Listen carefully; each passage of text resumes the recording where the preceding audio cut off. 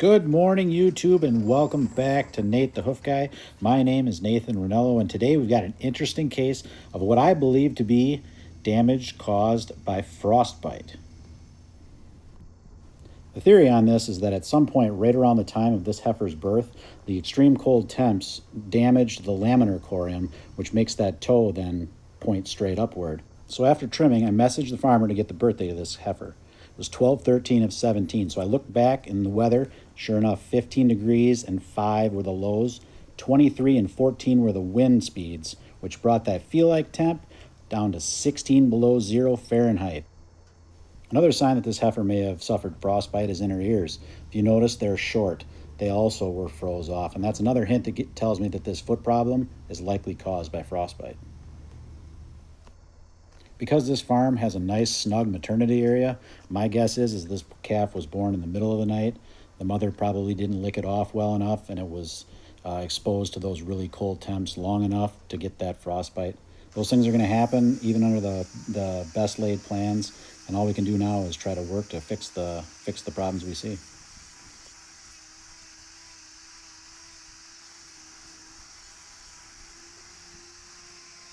The tricky part about trimming a foot like this is you have a tendency to want to remove too much sole, which is the opposite of really what you want to do with a foot like this. It can be deceiving looking at it. It feels like it's thick, but the best thing you can do is leave that sole thick, especially toward the heels, so you can get a good foot angle to try to keep that toe on the ground as best we can.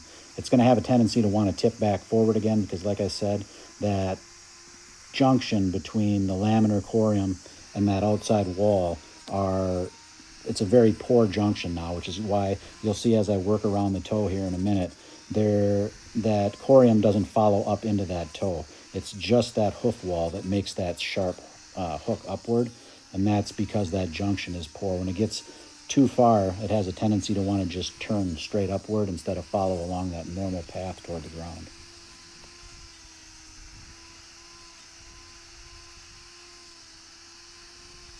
The way that I can distinguish this from maybe your normal corkscrew claw situation or even flexor tendon damage is that in a normal corkscrew situation, that toe is going to tend to turn inside toward that other claw. Whereas this points straight upward. You can tell that it's not necessarily a lot of pedal bone rotation, but that it's wall separation. As far as perhaps flexor tendon damage, that usually almost always is accompanied by toe necrosis, which there was none of that in this case.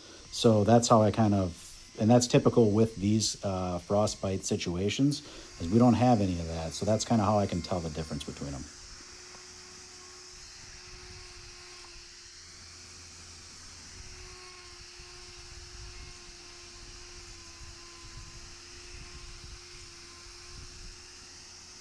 When we look at the toe here, it looks like it's too thick, like perhaps that sole is too thick. And this is where I was talking about earlier, where mistakes can be made with thinning that sole too much. The reason it looks thick is because the outside wall of that hoof is lifting away and it's not tight like it's supposed to be. So if we do take off too much sole, we're actually going to thin sole it, which is why I quit here. I just try to take it down to where I feel comfortable. I don't need to get too cute with this. I just want to make sure that I get a good angle and try to make her as comfortable as possible on this foot.